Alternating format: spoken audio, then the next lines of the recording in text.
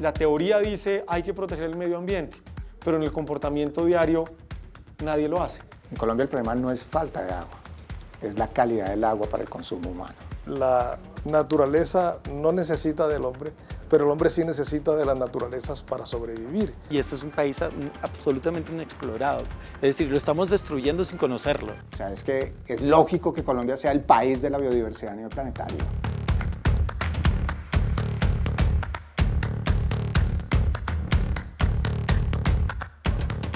Colombia es un país realmente en términos de biodiversidad y de diversidad incluso cultural único. Tenemos que tener en cuenta que nosotros vivimos en un país megadiverso. ¿Esto qué significa? Que pocos países en el mundo cuentan con la diversidad ecosistémica que tenemos nosotros. Somos un país que somos una veleidad en biodiversidad, somos el primero en aves, uno de los más importantes en anfibios, plantas vasculares número 1. Además de esto, somos el primer país con más vertebrados, sin hablar de toda la riqueza hídrica que contamos. Estamos en el país donde por área tenemos la mayor cantidad de especies de plantas y animales. En nuestras fronteras albergamos casi todos los ecosistemas en el mundo y con menos del 1% del territorio terrestre tenemos 1 de cada 10 especies conocidas a nivel mundial.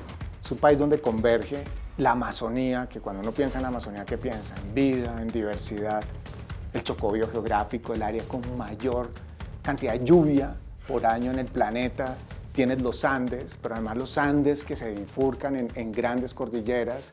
Tienes la Orinoquía y tienes el Caribe. Tienes unas grandes regiones biogeográficas.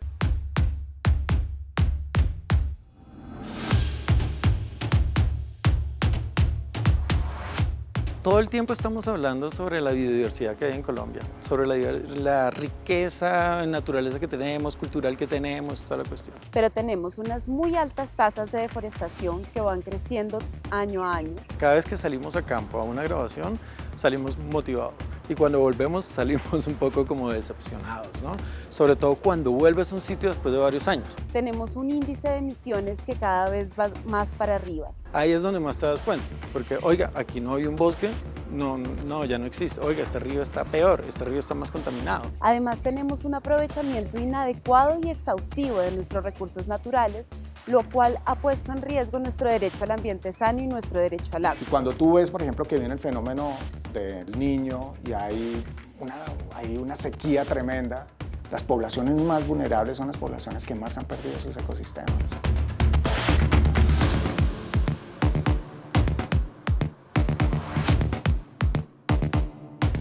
Los ríos son como las venas del ser humano, ¿no? Y la sangre corriendo, ahí va. Y cuando tú cortas en un punto, te vas a ver afectado.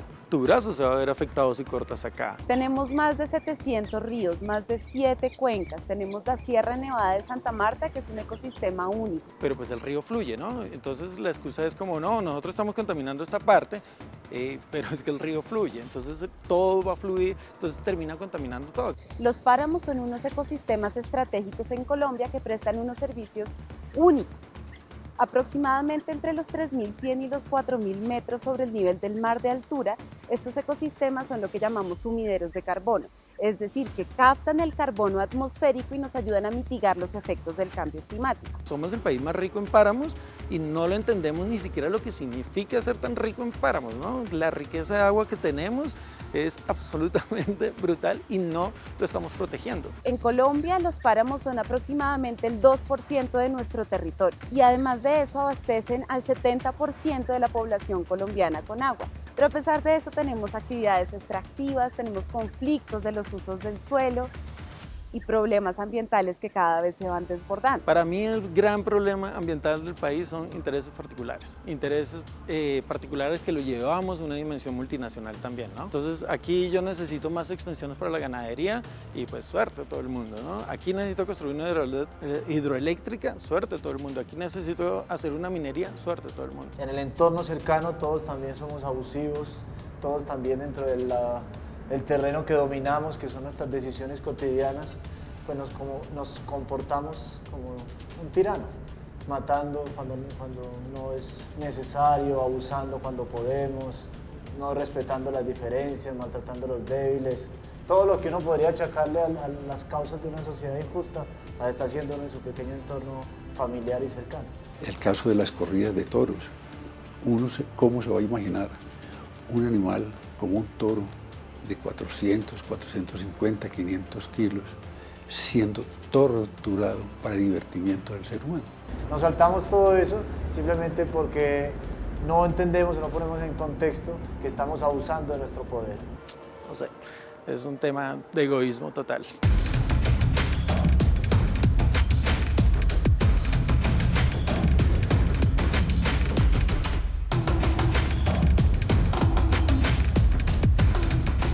Nosotros tenemos la legislación más linda de Latinoamérica, que es la Constitución Verde, que se llama, que es la Ley 99 del 93 y la misma Constitución Política. Que tiene más de 80 artículos que mencionan el ambiente, la naturaleza y la necesidad de protección, y es el Estado el garante de nuestros derechos. Colombia recientemente tiene una muy interesante legislación con respecto al impuesto al carbono, que da la opción o de pagar un impuesto o de hacer carbono neutralización. Desafortunadamente, como en todo, no ha avanzado en la velocidad que debía ser. Estamos en el penoso puesto de ser el tercer país donde más difícil es ser defensor y defensora del ambiente. A la gente en los territorios los están matando por defender el agua, por defender su tierra. Entonces, además de ser crueles con la población, son crueles con el medio ambiente, son crueles con el país y son egoístas en todo sentido, solo piensan en el bolsillo personal de cada uno. La planeación ambiental en Colombia se ha dado a partir del licenciamiento ambiental.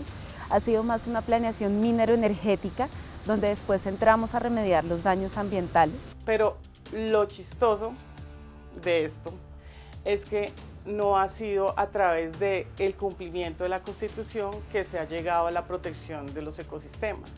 Todo ha sido a través de imposiciones judiciales. Estamos acostumbrados, sobre todo en Colombia y Latinoamérica, que la política está muy inundada de corrupción, entonces ahí es muy difícil lograr que se generen procesos y que se generen cambios y la gente ya no cree en eso. Pero mientras tanto, Colombia parece que va en otra dirección.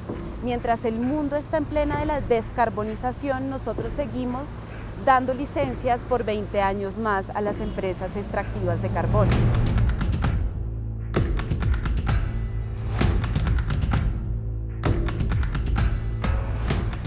Vamos atrás del nivel de los problemas, pero en algunos hemos tratado de llegar a algunas cosas. Y va a llegar un punto donde no vas a poder resarcir todos los daños que estás haciendo. Gran parte del tema de la lluvia ácida global fue resuelto. El tema de la capa de ozono, mediante convenios multilaterales, se ha logrado disminuir un poco. En octubre del 2018, el IPCC, que es el panel intergubernamental de expertos sobre el cambio climático, emitió un informe con una alerta urgente. Nos dijo, miren, desde 2030 hasta 2052 se va a elevar 1,5 grados la temperatura. Y esto va a cambiar todos los ecosistemas. Esta variabilidad climática impacta tanto a los nevados que abastecen los acueductos como el nivel del mar e insta a los estados a tomar acciones urgentes. Desafortunadamente el tema del cambio climático no ha avanzado a la velocidad que se propuso en los primeros inicios de la Convención del 92, de la COP, por diferentes circunstancias geopolíticas. Significa que en 15 años, si nosotros no tomamos acciones urgentes, vamos a llegar a un punto de no retorno. Los impactos acumulativos en ambiental significa que cada vez que tú vas haciendo algo vas acumulando impactos, vas acumulando.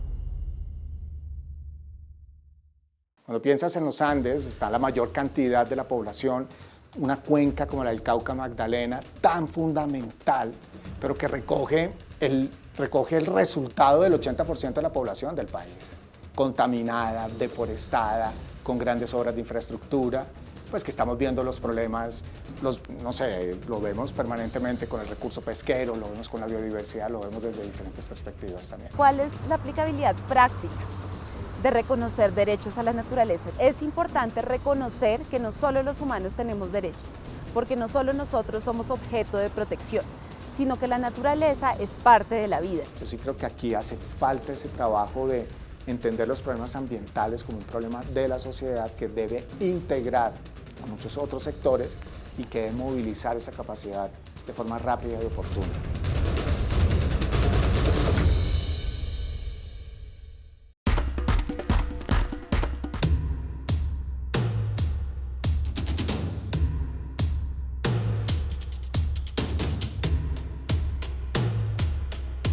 Estamos destruyendo bosque tras bosque tras bosque y en esos bosques seguramente tenemos una riqueza que ni siquiera entendemos, ni siquiera conocemos, ni siquiera hemos llegado a entender, a saber que existe, ¿sí me hago entender?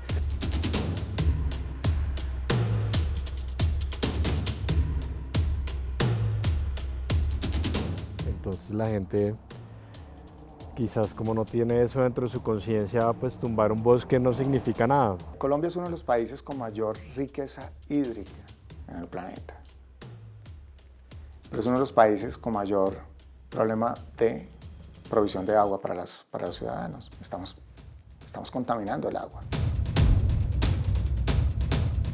El río Atrato es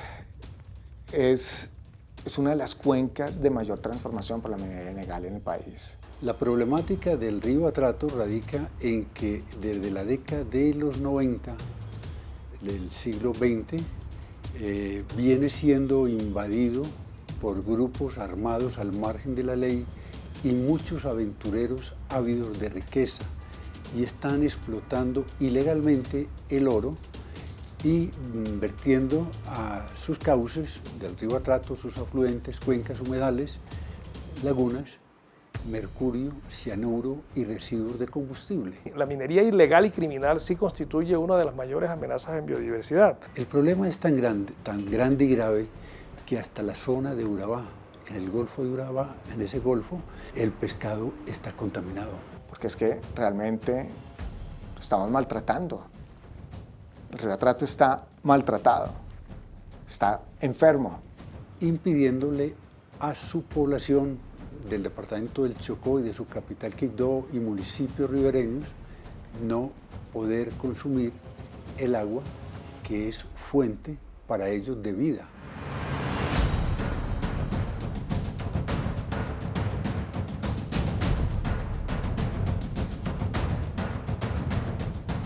Ante esto entonces han habido distintas sentencias. La primera fue la sentencia del río Atrato, que la interpusieron desde Tierra Digna, en donde se logró que el río se declarara como sujeto de derechos y se reconocieran los derechos bioculturales del río Atrato. Esta tutela tuvo un fin feliz para estas comunidades que no pueden ser privadas de tener un río con vida, un río que no esté contaminado, un río que la gente pueda utilizar sus aguas. Ahora bien, la aplicabilidad depende mucho de la institucionalidad. Como tenemos una institucionalidad tan débil en materia ambiental, en donde hacer el control y el seguimiento tanto de procesos judiciales como disciplinarios es muy difícil, además porque esto es en zonas de conflicto, donde además hay unas interrelaciones entre los actores muy problemáticas, pues dificulta que esto se materialice. El Estado no está en capacidad de responder por la amplitud del territorio, porque los territorios son muy grandes y son muy olvidados, se podría decir. Entonces hay zonas donde no hay un verdadero control ambiental porque las autoridades ambientales son muy pequeñas. A pesar de que en el mes de julio de 2018, mediante un decreto del gobierno nacional, se prohíbe el uso del mercurio, pero vemos que todavía se emplea en la minería y más en la minería ilegal. Las políticas en temas ambientales tendrían que ser a largo plazo para lograr consolidar estrategias de recuperación, de conservación, de uso sostenible y sustentable. Por el contrario, cada 4 años están cambiando y dependen de los recursos que se le asignan. Se cree que toda la responsabilidad sobre los problemas ambientales es de medio ambiente. Y es una responsabilidad que debe incluir a muchas otras carteras y debe incluir a muchos otros sectores y debe incluir una institucionalidad mucho más robusta. Entonces hay mucha institucionalidad regada y entonces a veces los ciudadanos quedan como que esto a quién le corresponde, le echan la culpa al uno, le echan la culpa al otro. Entonces yo creo que este tipo de instrumentos son necesarios porque son un reclamo desde diferentes instancias. Un reclamo desde la sociedad, pero eso es un reclamo desde el mismo Estado, desde la Corte Constitucional. La importancia por sí sola es grandísima porque se visibiliza un problema de contaminación que no es solo del río Atrato, sino de todos los ríos de Colombia. Hay un reto enorme en articular la institucionalidad del Estado frente a una respuesta. ¿Cómo lograr que una respuesta no se vuelva simplemente responder a una obligación, sino planificar una responsabilidad más allá de una obligación.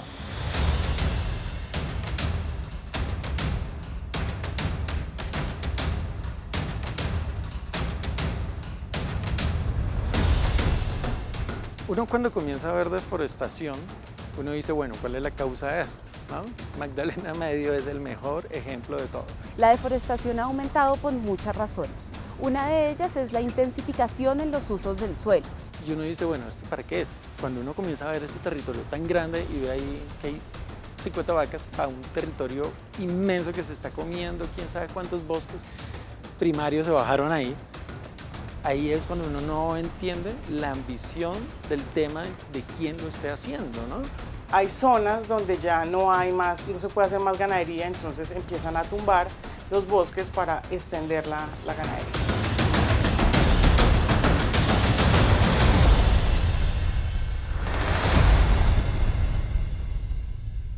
Entonces tenemos unas muy altas tasas de deforestación que desde 2015 el IDEAMA ha alertado, ¿no? Porque digamos nosotros somos un país que no es resiliente a cambio climático, somos uno de los países con más vulnerabilidades por estar en la zona del trópico.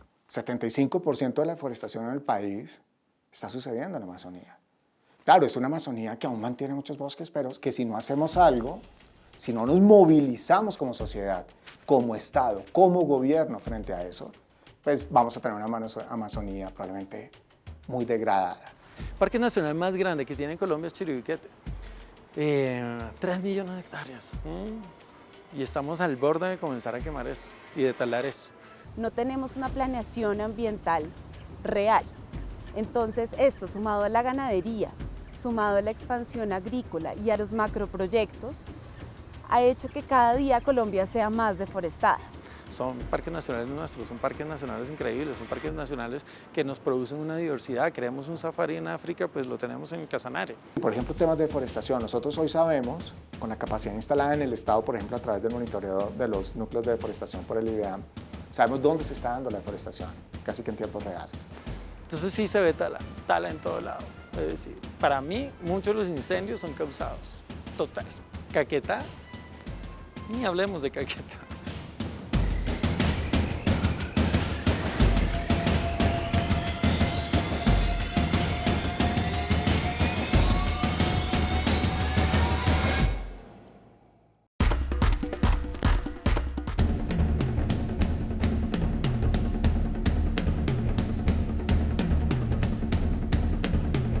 Ninguna cáscara de fruta tarda 400 años en descomponerse, por Dios. Es un sinsentido presentar los productos en esta forma. Se calcula que más o menos 1.000 millones de pesos se entierran diariamente en el relleno de Doña Juana. Bogotá le da la espalda al río Bogotá. Además de que estamos causando un gran problema ecológico cuando botamos una botella de PET, estamos enterrando la plata que se va a los rellenos sanitarios.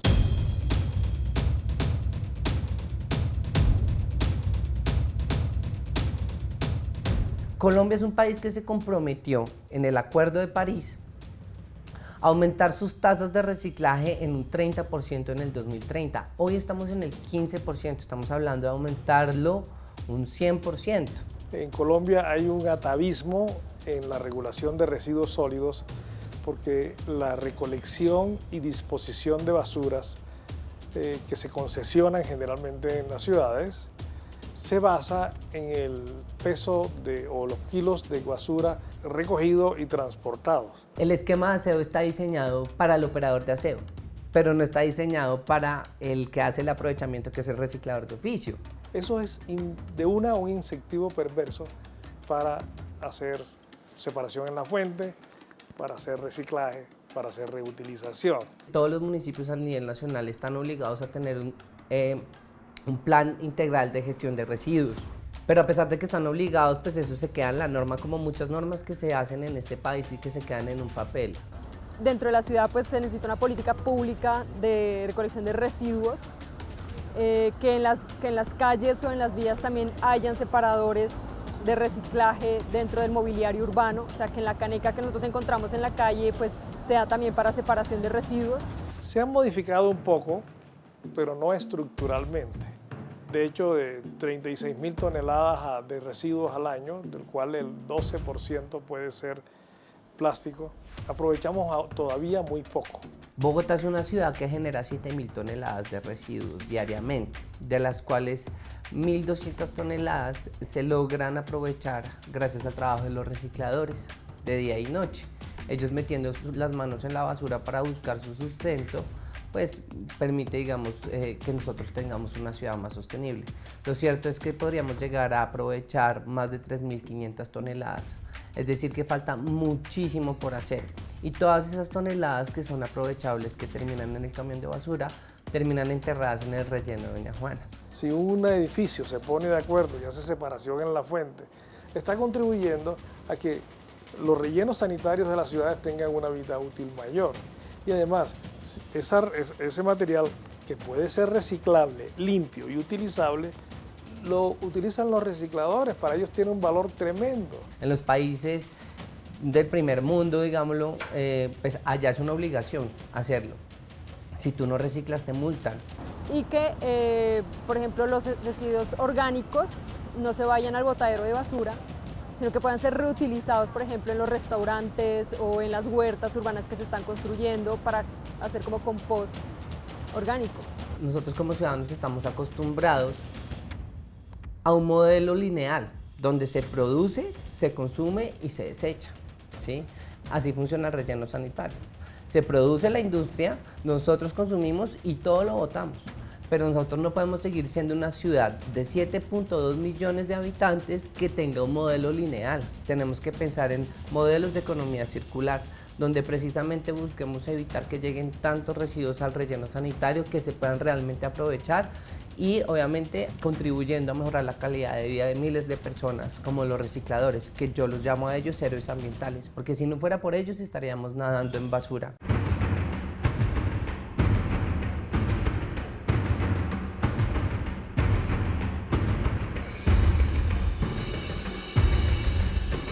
Nosotros estamos muy acostumbrados a que tenemos siempre agua y abrimos la llave y creemos que es el recurso infinito y entonces no hacemos campañas todo el tiempo para proteger el agua. Y hay municipios que no tienen agua. Por ejemplo, nosotros traemos agua de la Orinoquía. Trasvasamos el agua a la Orinoquía, pasa por Chuza y llega a Bogotá. Entonces estamos trayendo agua a otras cuencas porque el agua que tienen los páramos no es suficiente para toda la zona Bogotá región, porque nosotros no somos solo pues, la ciudad Bogotá, sino también las zonas Cajicá, Chía, donde también tenemos que llevar el agua. Identificamos, por ejemplo, a través del PEGIRS, que allá están entrando 60.000 botellas de PET, o sea, botellas plásticas, semanalmente. Y todas esas botellas se quedan allá. ¿Por qué? Porque no hay un aprovechamiento, porque no hay una gestión de residuos. ¿Y por qué llegan tantas botellas? Porque resulta que el río Timbiquí, a causa de la minería ilegal, pues se contaminó. Hace 20 años era un río donde las personas pues se bañaban, donde tomaban agua como tal, había pesca, había productividad. Pero por la minería ilegal pues se vio contaminado, ya no hay pesca, ellos ya no pueden tomar agua del río, entonces toda el agua que llega es embotellada. Pasa exactamente lo mismo que pasa allá, pasa en muchísimas zonas en todo el país. El plástico afecta básicamente los servicios ecosistémicos. Pongámoslos a nivel de lo más significativo. El plástico es uno de los principales factores de disminución de muchas especies marinas, desde mamíferos en adelante hasta tortugas. En muestreos recientes, inclusive en nuestras áreas protegidas, fundaciones especializadas en investigación de tortugas han encontrado desde hace muchísimos años en todas las tortugas contenido estomacal en cantidades alarmantes de plástico. Y esto se mete en la cadena y termina también afectando al hombre. A veces ni siquiera se detecta porque se convierte en microplástico. Y el microplástico es un factor de enorme riesgo, no solamente para la salud de los ecosistemas, para los animales, sino también para el hombre.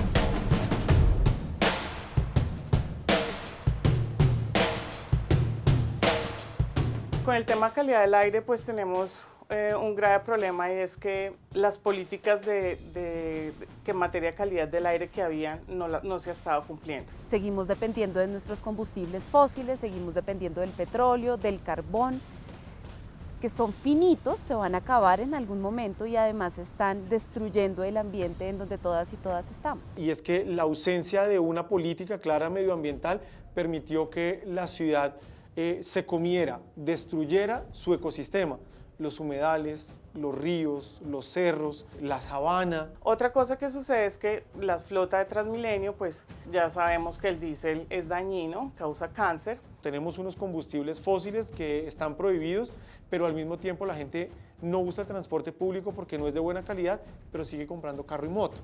Lo que han hecho los países del primer mundo es que han prohibido el transporte de diésel. Y acá en cambio lo que estamos haciendo es comprando. Los buses que van a llegar a Bogotá de la nueva flota de Transmilenio, se reduce la contaminación en las emisiones en un 95%. Eso es un montón, pero sigue siendo contaminante porque sigue funcionando con diésel. La idea es empezar a usar la bicicleta y a incentivar el modos de usos de transporte sostenibles, como el peatón es primordial. Si yo, por ejemplo, le explico a mis hijos lo importante que es moverse en transporte público, que a pesar de que los buses van llenos, pues es más rápido, la importancia de moverse en bicicleta, de caminar, cuando ellos crezcan por lo menos van a tener una visión diferente y van a poder decidir en qué se quieren mover. No necesito sacar mi carro para transportarme, pero eso requiere de una gran política de movilidad en la ciudad y pues también haciendo controles, la calidad de vida también se maneja haciendo controles también a las grandes industrias que están dentro también de las ciudades. Entonces hay que hacer unos programas serios de reforestación en zonas donde realmente en la zona industrial no hay casi árboles. En esta administración hemos plantado aproximadamente 111.300 árboles. Estamos plantando a un nivel mayor del que se retiran árboles que en la actualidad generan riesgo en la ciudad. Hay zonas en los cerros que están desprovistos de árboles que hay que hacer. Nosotros sabemos que hay que quitar unos árboles que no son de este ecosistema, que son los eucaliptos y los pinos, pero eso tampoco hay que hacerlo de ir a cortar miles de árboles porque de todas maneras ellos están cumpliendo una función amortiguadora del suelo bien fuerte. En años anteriores, ponle 20, 30 años, la comunidad ¿qué hacía? De buen corazón iba y plantaba un árbol en una ladera, al lado de un canal, en la avenida. ¿Por qué? Porque se tiene la conciencia de que un árbol nos ayuda a mejorar nuestro aire, nuestro entorno. Tenemos acumulación de árboles que no se plantaron en un sitio adecuado y empezaron a levantar pavimentos, árboles que sembraron en una ladera y como la ladera no puede sostenerlos bien, entonces el árbol tiene probabilidades de volcamiento. Los árboles que ya están en un estado adulto llegan a su clímax, donde la relación del oxígeno que generan con el CO2 que consumen es equilibrado. Las ciudades son claves porque en la medida en que logremos incidir desde la planificación, desde el ordenamiento, desde todos estos instrumentos, en que una ciudad crece, en una ciudad se estructura, porque una ciudad que incorpora cada vez más elementos de biodiversidad es una ciudad que se vuelve mucho más saludable, con indicadores de bienestar mucho más altos para quienes viven también dentro de la ciudad.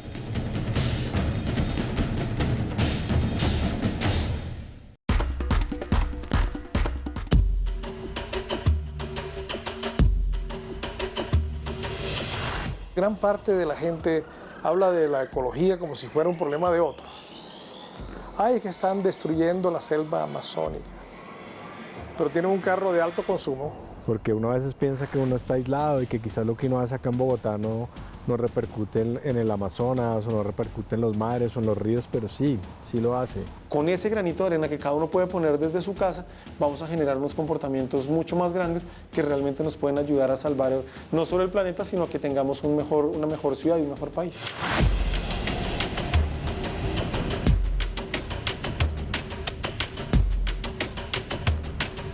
Cuando tú estás en Bogotá, tú dices, ¿qué relación tengo yo en Bogotá con la minería ilegal en el Pacífico? ¿Qué relación tengo yo en Bogotá con el Frente de Deforestación en el Guaviare? Todo está conectado. Si bien tenemos ciudades que crecen, que se transforman, Son ciudades que además transforman esa ruralidad del país. A través de lo que nosotros pedimos, demandamos, somos los actores de la transformación en las ciudades. Tenemos mucho que hacer como personas. Siempre esperamos que los problemas los resuelvan los demás, o el gobierno, o los fabricantes, y estamos siempre quejándonos de que las fábricas de gaseosa producen envases plásticos y todos los días lo compramos. El territorio no puede ser solamente un repertáculo en donde nosotros ponemos nuestras necesidades. Tenemos que aprender a respetarlo, a entenderlo y a vivir en armonía con esto, porque esto es finito, en cualquier momento se acaba. Nosotros como individuos podemos movilizar los cambios con lo que pedimos. Tenemos que ser conscientes de eso. La minería ilegal que está moviendo, el oro que quienes usamos. Entonces somos parte de la solución. Nos preocupamos por la minería, el consumo de droga, nos preocupamos por la deforestación por cultivos ilícitos. ¿Quiénes consumen droga? Que sean conscientes, no solamente del daño que se hace como individuos, sino el daño que le están haciendo al medio ambiente. Entonces hay que volver a tomar, pienso yo, el poder, cada uno como ciudadano, como individuo, desde su casa, desde sus prácticas. Y lo bueno es que con respecto al medio ambiente, sí hay cosas que cada uno puede hacer desde su casa que ayudan. Piense desde su casa qué cambio de comportamiento puede generar para que alguien que esté cerca a usted lo pueda imitar. Y también hay que pensar que somos muchas personas en el planeta, entonces si cada uno comienza a cambiar, eso sumado van a ser millones y luego billones de personas que cambian pequeños hábitos como desde lo básico y lo que más publicitado está hoy en día, dejemos de usar plástico de un solo uso, hasta ir un poquito más allá, dejar de comer carne o comer menos carne, dejar de usar aceite de palma, apoyar los productos que vienen de la agroforestería, como el azaí, ese tipo de cosas. Y eso nos va a permitir generar por imitación, por emulación, un cambio en el comportamiento.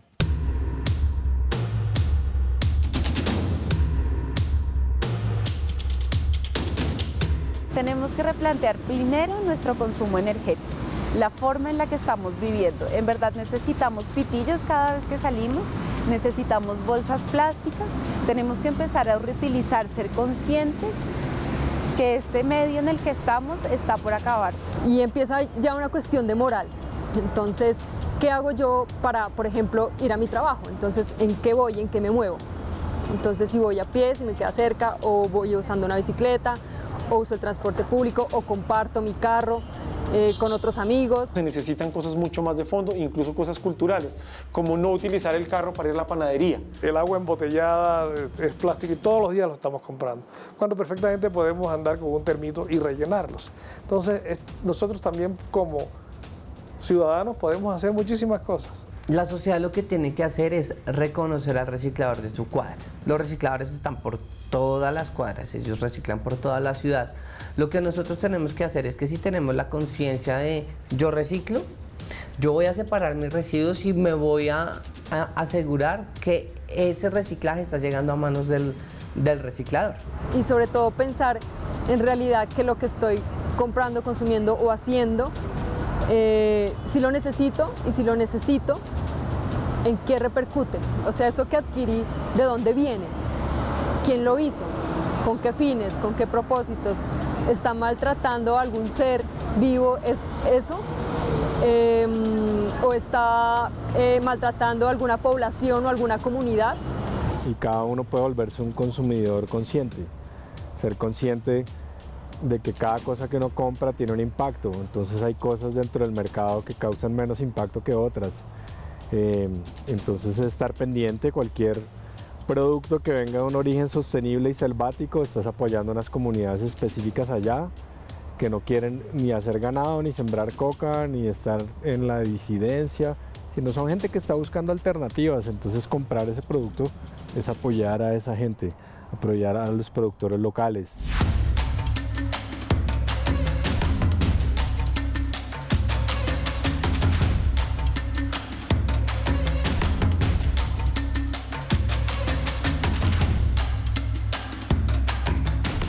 Yo creo que cada uno de nosotros somos también parte de la solución y lo solucionamos y somos parte de esa solución en cada una de las cosas que hacemos diariamente. Es muy importante fijarnos, por ejemplo, en la alimentación nuestra.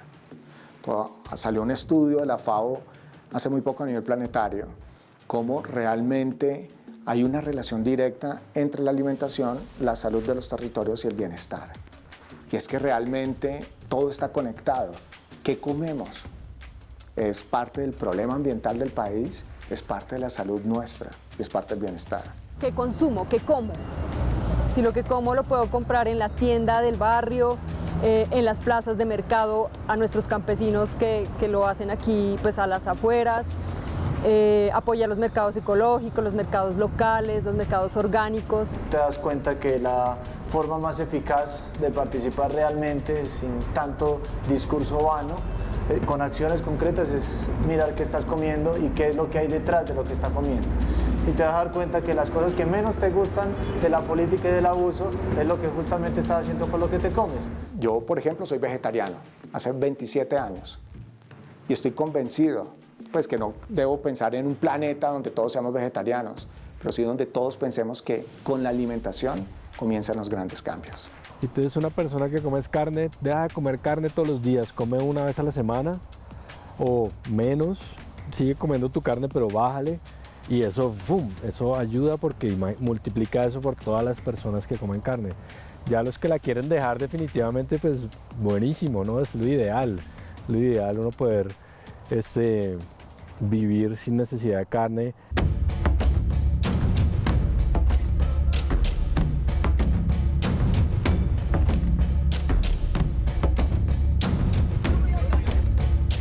Cuando se lleva el análisis de lo que la carne o la industria de la carne produce en el medio ambiente, cada vez salen datos como más escalofriantes. La FAO ha investigado bastante al respecto y un dato que se hizo muy famoso fue como juntando todos los barcos, aviones, carros, toda la industria automotora junta, producían menos gases de invernadero, menos contaminación al medio ambiente que lo que produce la industria de la carne en el mundo. La vaca ha significado deforestación en Colombia, acumulación de tierras. 12.000 propietarios son dueños del 68% de las tierras productivas, tienen más tierra las vacas que los campesinos. También cuando uno estudia el aprovechamiento del suelo, se da cuenta de que en donde usted puede alimentar con productos agrícolas a 80 personas, en ese mismo suelo, si pone ganadería, puede alimentar a 2 personas. Yo hago parte de la revolución de la cuchara, de una comunidad que promueve hábitos de consumo responsables también con la naturaleza y creo que debemos seguir avanzando en esta línea. Esa industria, pues siendo tan poderosa, de hecho ha sacado campañas que nosotros en paralelo a la revolución de la cuchara hemos visto. Una muy famosa fue No coma cuento, coma carne, o tratando de desmeritar los argumentos a favor de dejar de comer carne, lo cual es paradójico porque la ganadería es muy buen negocio para una persona o para un grupo de personas, pero es un desastre para la comunidad en general.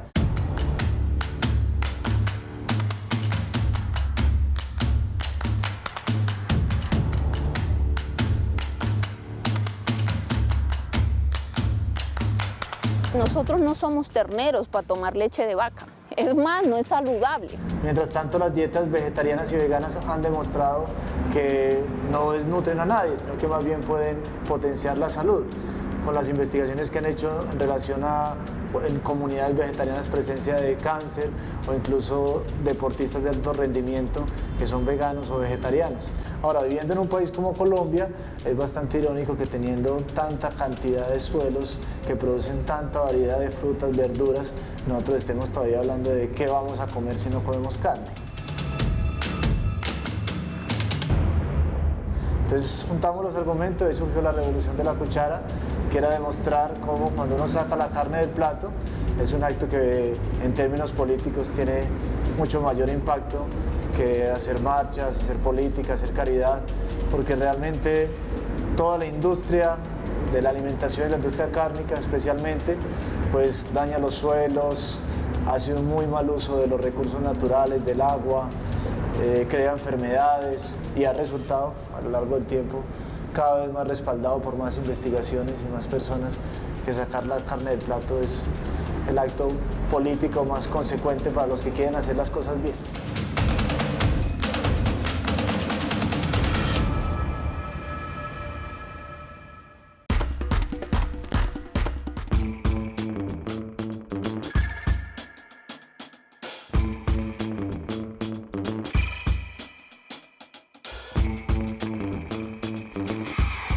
desde los pueblos indígenas consideramos que más que preocuparnos por dejarle tierra a nuestros hijos, debemos preocuparnos por dejarle buenos hijos a la madre tierra. Y es un momento crucial, la tierra está llegando al punto de no retorno, que es lo que yo creo que a veces muchos tomadores de decisiones no entienden. Nosotros tenemos una responsabilidad y somos parte de algo mucho más grande, que es todo un contexto natural, ¿no? Entonces el ser humano que ejerce la compasión desde su círculo más cercano demuestra que verdaderamente ha entendido que es ser un ser humano.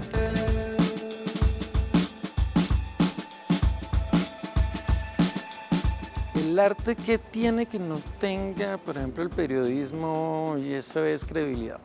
PMI Carroza busca darle visibilidad a los recicladores a través del arte y la participación ciudadana. Lo que se hace es que en ese momento comenzamos con las carretas de tracción humana, que son las que jalan los recicladores día y noche, jalando cientos de kilos a sus espaldas por unas distancias enormes y obviamente pues causando unos problemas a la salud muy graves también. Yo como lo creo, el documental es una de las mejores herramientas, sin embargo también considero que es de las que menos posibilidades tiene de hacerse. Si me hago entender, si tú comienzas a ver este país y comienzas a comparar los presupuestos que maneja una película de ficción comparado a un documental, la diferencia es abismal. Y se convocaron a 50 artistas y se hicieron estas carretas que vemos acá. Por ejemplo, esta la hizo Dust, es uno de los grafiteros más reconocidos en la ciudad. Y pues ellos donaron su trabajo totalmente porque son personas que se han comprometido con nosotros porque saben que a través del arte ellos también pueden transformar. Nosotros desde lo que hacemos es tratar de educar al público, que de alguna manera como lo primero es, oigan, comencemos a ver documentales. Lo segundo, hey, chévere que se interesen por estos temas que estamos contando. Y tercero, averigüen más sobre lo que te estamos contando. El hecho de que te preocupes por Bogotá no significa que ignores el resto. Esto es muy chévere porque integramos a la sociedad en algo muy sencillo, que trae arte, que trae cultura, que trae la preocupación por el medio ambiente. Y a pesar de que ha sido muy chévere, con un impacto social muy interesante, nos quedamos cortos en la solución. Seguimos trabajando en mejorar las carretas de los recicladores con las maderas, con las llantas y nos dimos cuenta, no, hay que avanzar en esa solución. Porque el reto para que mejore el reciclaje en una ciudad como Bogotá está en la recolección. Alguien está haciendo una pieza artística, lo está haciendo porque le gusta, porque le nace y porque por medio de esa pieza está expresando lo que está sintiendo. Entonces, por eso tienen credibilidad. Para mí es así de sencillo.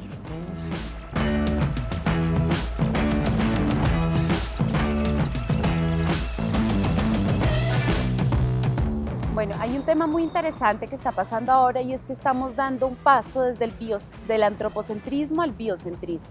¿Esto qué quiere decir? Que estamos empezando a entender que lo importante no es proteger a los humanos, sino proteger todas las formas de vida. Y no olvidemos que el famoso antropocentrismo o esa escuela ya está mandada a recoger.